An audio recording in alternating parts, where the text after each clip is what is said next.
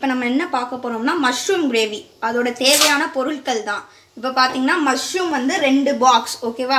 அடுத்தது தக்காளி 300 gram, next வெங்காயம், இஞ்சி, அடுத்தது உப்பு வந்து தேவையான அளவு, தண்ணி தேவையான அளவு, வத்தல் எவ்வளோன்னு பார்த்தீங்கன்னா 12. நெக்ஸ்ட் இஞ்சி வந்து ஒரு விரல் துண்டு, அடுத்தது பூண்டு 10 பல். நெக்ஸ்ட் முந்திரி பருப்பு வந்து நாங்கள் தண்ணியில் போட்டு ஊற வச்சுருக்கோம். நெக்ஸ்ட் வெங்காயம். ஓகே, இதுதான் நம்மளோட தேவையான அளவு. ஓகே, இந்த வத்தல், இஞ்சி, பூண்டு, முந்திரி பருப்பு, வெங்காயம், தக்காளி. நாங்கள் வந்து இந்த வெங்காயத்தை வந்து 2 தடவை ஸ்லைஸ் பண்ணி வச்சுருக்கோம். ஏன்னா இதை வந்து அரைக்கிறதுக்கு வச்சுருக்கோம். இந்த இன்க்ரீடியன்ஸ்லாம் நாங்கள் அரைக்கிறதுக்கு வச்சுருக்கோம். இது வந்து லாஸ்ட்டில் வதக்கிறதுக்கு வச்சுருக்கோம். நாங்கள் ஏன் மஷ்ரூமை ஊற போட்டிருக்கோம்னா, அதாவது ஊற போடலை, இதில் வந்து உப்பும் மஞ்சத்தூளும் போட்டு வச்சுருக்கோம் தண்ணியில், ஏன்னா அது சுத்தமாகிறதுக்கு. ஓகேவா? ஓகே, நாங்கள் வந்து வெந்நியில் உப்பும் மஞ்சத்தூளும் போட்டு வச்சுருக்கோம். அப்போ தான் இந்த மஷ்ரூம் சுத்தமாகிறதுக்கு. ஓகேவா? ஓகே, எண்ணெய் வந்து தேவையான அளவு. ஓகேவா? ஸ்டவ் ஆன் பண்ணிக்கோங்க. அடுத்தது வந்து எண்ணெய் வந்து நான் தேவையான அளவு ஊற்றிக்கிட்டேன். ஓகேவா? ஓகே, நம்ம வச்சுருந்த 12 வத்தலையும் நம்ம போட்டு வதக்கணும். ஓகே, நல்லா வதக்கிக்கிட்டே இருங்க. இது நல்லா வதக்குற வரை நீங்கள் வந்து பண்ணிக்கிட்டே இருக்கணும். ஓகேவா? வதக்கி ஒரு தனியாக ஒரு பவுலில் எடுத்து வச்சிடலாம். ப்ரௌனிஷ் கலர் வர வரைக்கும் நீங்கள் வதக்கிக்கிட்டே இருக்கணும். அப்புறம் ஒரு பவுலில் எடுத்து வச்சிடலாம். ஓகே, இப்போ நம்ம தனியாக ஒரு பவுலில் எடுத்து வச்சிட்டோம். ஓகே, வெங்காயத்தை போடுறோம். இப்போ உப்பு வந்து நம்ம சிறிதளவு போட்டு வதக்கணும். ஓகேவா? ஓகே, இந்த வெங்காயம் வந்து நம்ம வந்து ப்ரௌனிஷ் ஆகிற வரை வதக்கிட்டே இருக்கணும். இதுக்கு முன்னாடி வத்தல் பண்ணோம்ல, அது வந்து கருக விட்டவே கூடாது. ஓகேவா? ஓகே, வதக்கிக்கிட்டே இருக்கீங்களா? வியூவர்ஸ், இந்த ஆனியன் வந்து நல்லா கோல்டன் ப்ரௌனிஷ் கலர் வரைக்கும் நம்ம வதக்கிக்கிட்டே இருக்கணும். அப்போ தான் நம்மளுக்கு வந்து கிறிஸ்பியாக வரும் இந்த ஆனியன். ஓகே, வெங்காயம் வந்து நம்மளுக்கு ப்ரௌனிஷாக வந்துட்டு இப்போ வந்து இஞ்சி போட போகிறோம். சரியா? இஞ்சி போட்ட பின்பு நம்ம வெள்ளைப்பூடு போடணும். அடுத்து ஓகே, இப்போ நல்லா ரோஸ்ட் ஆகிட்டு அடுத்தது தக்காளி போட போகிறோம். ஓகே, இந்த தக்காளியில் வந்து அந்த வாட்டரும் விழுது. ஸோ இந்த வாட்டரை நம்ம போக வரைக்கும் நம்ம வதக்கிக்கிட்டே இருக்கணும். இது போக நம்மளும் வாட்டரை ஆட் பண்ணணும். ஓகேவா?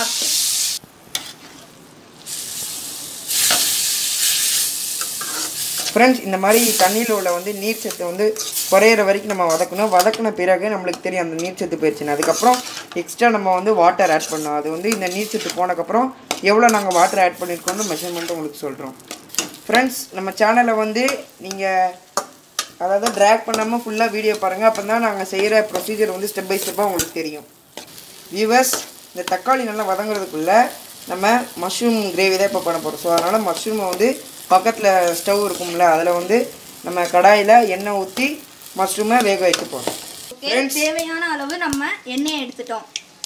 இப்போ மஷ்ரூம் போட்டுகிட்டே இருக்கோம். கொஞ்சம் கொஞ்சமாக போடுங்க, மொத்தமாக தட்டிடாதீங்க. ஓகேவா?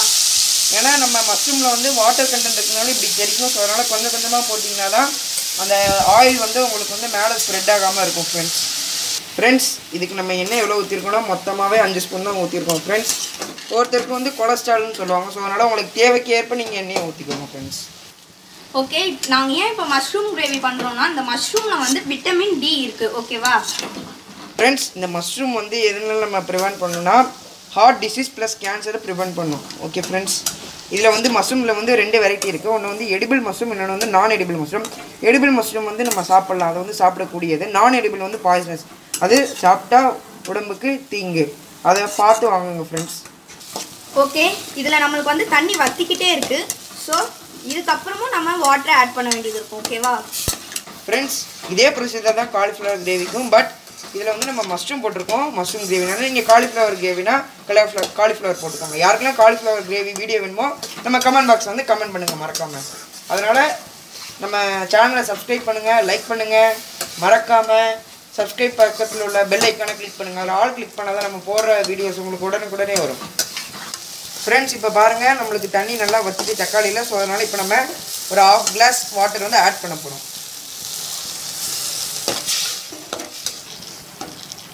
ஓகே, இப்போ நம்ம ஆட் பண்ணுற வாட்டரும் அது வந்து போகிற வரை நம்ம வந்து வதக்கிக்கிட்டே இருக்கணும். ஓகேவா ஃப்ரெண்ட்ஸ்? இப்போ பார்த்தீங்கன்னா அதே மாதிரி மஷ்ரூமில் வந்து வாட்டர் லெவல் வந்து டிக்ரீஸ் ஆனதுக்கப்புறம், அதாவது வாட்டர் வந்து வற்றினதுக்கப்புறம் அடுத்து நம்ம மஷ்ரூமே எடுத்து வைக்கணும் ஃப்ரெண்ட்ஸ். ஓகே ஃப்ரெண்ட்ஸ், இப்போ வந்து இந்த தண்ணி வற்றிக்கிட்டே இருக்குது. இது வற்றினோடனே நம்ம இதை வந்து மிக்சியில் போட்டு அரைக்க போகிறோம். ஓகேவா ஃப்ரெண்ட்ஸ்? இப்போ பார்த்தீங்கன்னா நம்ம இந்த வதக்கும் போது எப்பயுமே லோ ஃப்ளேமில் வச்சுக்கணும். அப்போ தான் நம்மளுக்கு வந்து கீழே வந்து நம்ம யூஸ் பண்ணுற வெசல்ஸ் வந்து கீழே பிளாக் கலர் அந்த பிடிக்கும் தெரியுமா, அந்த மாதிரி பிடிக்காமல் இருக்கும் ஃப்ரெண்ட்ஸ். ஓகே ஃப்ரெண்ட்ஸ், இப்போ வந்து இதை வதக்கி ஒரு பவுலில் வச்சு இதை ஆறனோடனே தான் நம்ம வந்து மிக்சியில் போட்டு அரைக்கணும். சரியா?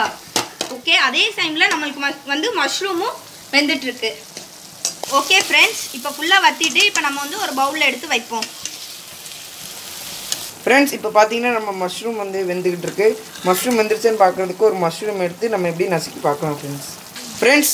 இப்போ பார்த்தீங்கன்னா நம்ம வந்து ஸ்டீம் ஆகிட்டு இருக்கும்போது அந்த ஆவி வந்து நம்ம கிச்சனுக்குள்ளேயே நிற்கும். நம்ம இப்போ பூரி பொரிச்சாலும் சப்பாத்தி சுடும்போது அந்த ஆயில் கண்டென்ட் வந்து வேப்பர் ஆகும்போது நம்ம இந்த மாதிரி நம்மளோட கிச்சன் விண்டோவை வந்து ஓப்பன் பண்ணி வச்சுருக்கணும். அப்போ தான் அந்த வேப்பர்லாம் வெளியே போகும், நம்மளுக்கு வந்து உள்ள ஒரு அட்மாஸ்பியர் வந்து ஃபார்ம் ஆகாமல் இருக்கும் ஃப்ரெண்ட்ஸ்.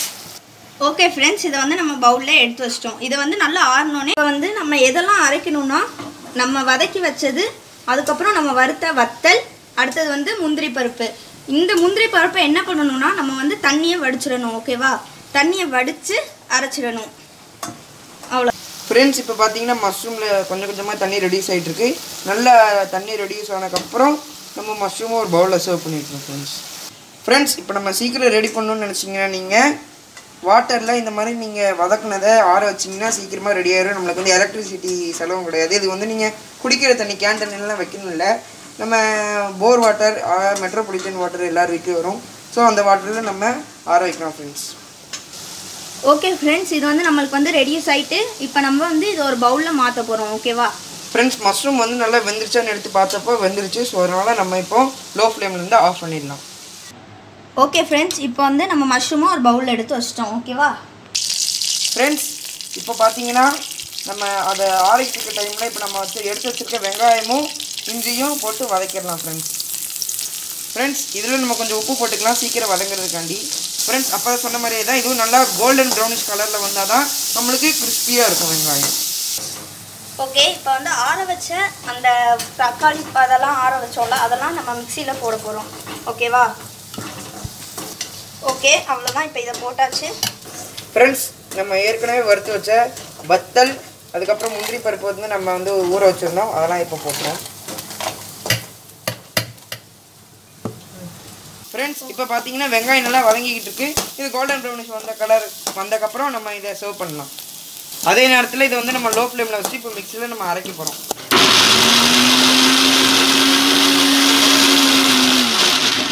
ஃப்ரெண்ட்ஸ், இப்போ நம்ம அரைக்க போகிறோம் ஃப்ரெண்ட்ஸ்.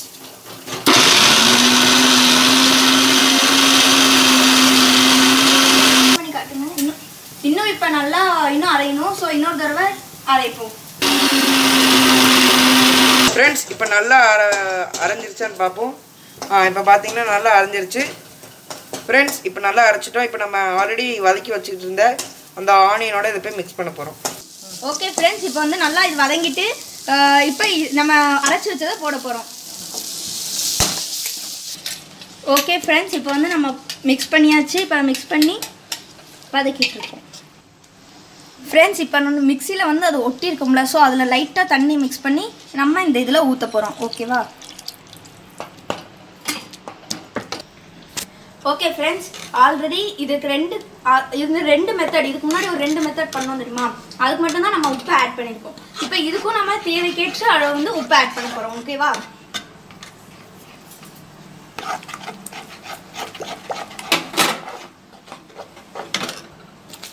ஓகே ஃப்ரெண்ட்ஸ், இப்போ வந்து நம்ம ரெடி பண்ணி வச்சுருந்த மஷ்ரூமை இந்த இதில் போட போகிறோம். ஓகேவா இதை அப்படியே தூவி விட்டுட்டே போடுங்க, நல்லாயிருக்கும். ஓகே ஃப்ரெண்ட்ஸ், இப்போ வந்து நம்ம ஃபுல் மஷ்ரூம் போட்டோம். நாங்கள் வந்து சின்னதாக ஸ்லைஸ் பண்ணியிருக்கோம். உங்களுக்கு தேவைன்னா நீங்கள் வந்து பெருசாக கூட நீங்கள் ஸ்லைஸ் பண்ணி போட்டுக்கலாம். ஓகே ஃப்ரெண்ட்ஸ், அடுத்தது நீங்கள் சோயா சாஸ் உங்கள் வீட்டில் இருந்துச்சுன்னா நீங்கள் ஆட் பண்ணிக்கோங்க. ஓகேவா எங்கள் வீட்டில் இருக்குது, ஸோ அதனால் நாங்கள் அதை ஆட் பண்ணுறோம். அதே மாதிரி பெப்பரும் வந்து உங்களுக்கு தேவைன்னா நீங்கள் ஆட் பண்ணிக்கலாம். ஓகே, நாங்கள் ஏன் இந்த சோயா சாஸ் ஆட் பண்ணுறோன்னா எங்களுக்கு இந்த கிராம்பு பட்டை இந்த ஸ்மெல்லாம் எங்களுக்கு பிடிக்காது. ஸோ நாங்கள் வந்து சோயா சாஸ் ஆட் பண்ணுறோம். அதே மாதிரி நீங்களும் உங்களுக்கு அது பிடிச்சிருந்துச்சுன்னா போடுங்க. அடுத்தது சோயா சாஸ் உங்கள் வீட்டில் இருந்துச்சுன்னா ஆட் பண்ணிக்கோங்க. இதுதான் மஷ்ரூம் கிரேவி, பார்த்துக்கோங்க. சோயா சாஸ் ஃப்ளேவருக்காக நாங்கள் ஊற்றுறோம். அது ஒரு நல்ல ஃப்ளேவர் கொடுக்கறனால உங்களுக்கு விருப்பம் இருந்தால், உங்களுக்கு பிடிச்சிருந்தா உங்கள் வீட்டில் இருந்தால் நீங்கள் சோயா சாஸ் ஆட் பண்ணிக்கலாம். ஓகே, சோயா சாஸ் வந்து நீங்கள் 1 ஸ்பூன் ஊற்றிக்கலாம். இந்த கிரேவி வந்து எதுக்குலாம் நல்லாயிருக்கும்னா சப்பாத்திக்கு சைடிஷ் நல்லாயிருக்கும், அதே மாதிரி பிரியாணிக்கும் நல்லாயிருக்கும், ப்ளஸ் பூரிக்கும் நல்லாயிருக்கும். நாங்கள் வந்து அடுத்த வீடியோவில் உங்களுக்கு சப்பாத்தி எப்படி மேக் பண்ணுறதுன்னு காட்டுறோம். ஃப்ரெண்ட்ஸ், இப்போ வந்து நம்மளுக்கு கிரேவி ரெடி ஆயிடுச்சு. ஸ்மெல்லு பார்த்தீங்கன்னா தூக்குது. ஸோ நம்ம இப்போ வந்து இதை வந்து சர்வ் பண்ணி வச்சிடலாம். ஓகே ஃப்ரெண்ட்ஸ், இப்போ வந்து இதை நம்ம வந்து பவுலில் மாற்றிச்சிருக்கோம். அவ்வளோதான் ஃப்ரெண்ட்ஸ், நல்லா கிரேவி திக் நம்மளுக்கு வந்து மஷ்ரூம் கிரேவி ரெடி ஆகிட்டு நீங்கள் டெக்கரேட் பண்ணிக்கிறதுக்கு கொஞ்சம் மல்லி இலை போட்டுக்கோங்க. ஓகே, இந்த வீடியோ உங்களுக்கு பிடிச்சிருக்கும்னு நினைக்கிறேன். பிடிச்சிருந்துச்சுன்னா லைக் பண்ணுங்கள், ஷேர் பண்ணுங்கள், சப்ஸ்கிரைப் பண்ணுங்கள், மறக்காமல் பெல் பட்டன் ப்ரெஸ் பண்ணுங்கள்.